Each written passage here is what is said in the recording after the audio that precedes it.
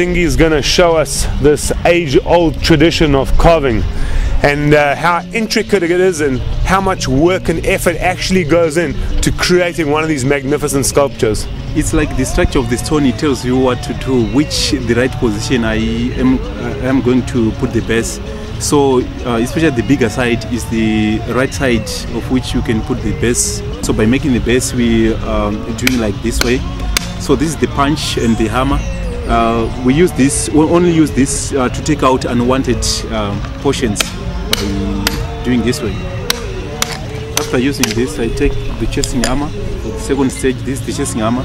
We need to make the base flat by removing all the lines made by the first tool. I'm going to try not to hurt myself, but Tsingy has told me that I can go ahead and have a go. You can hold like this way. Okay. This way. Okay.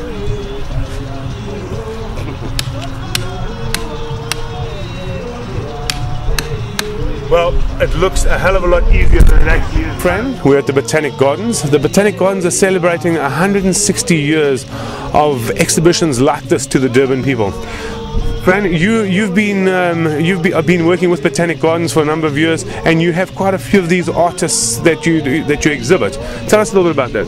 This is actually the first time the Gardens is doing a show of Zimbabwean stone sculpture. Okay. But these are all artists I've worked with in Canada for the last 10 years, and the Gardens thought it would be really nice to showcase the beautiful work that comes from Zimbabwe, because often it goes straight off the African continent to places like Canada, and people who live in this area don't get a chance to see the really beautiful work.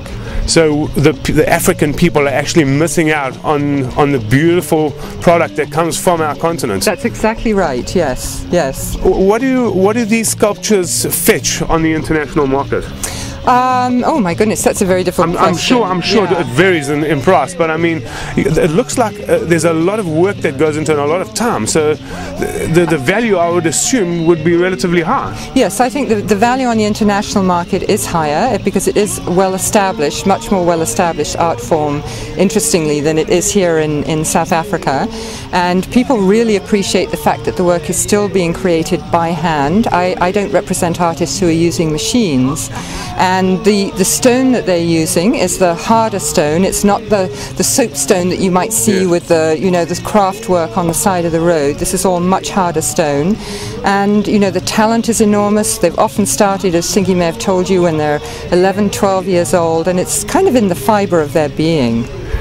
Zimbabwe is always associated with a whole lot of negative stuff. How did you get involved with going to Zimbabwe? Isn't it not dangerous?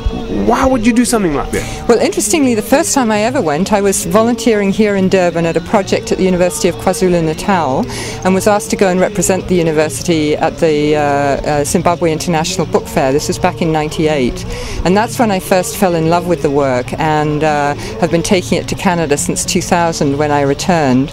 And I just find that there is so much that's still very beautiful and very positive in that country that we don't talk about enough.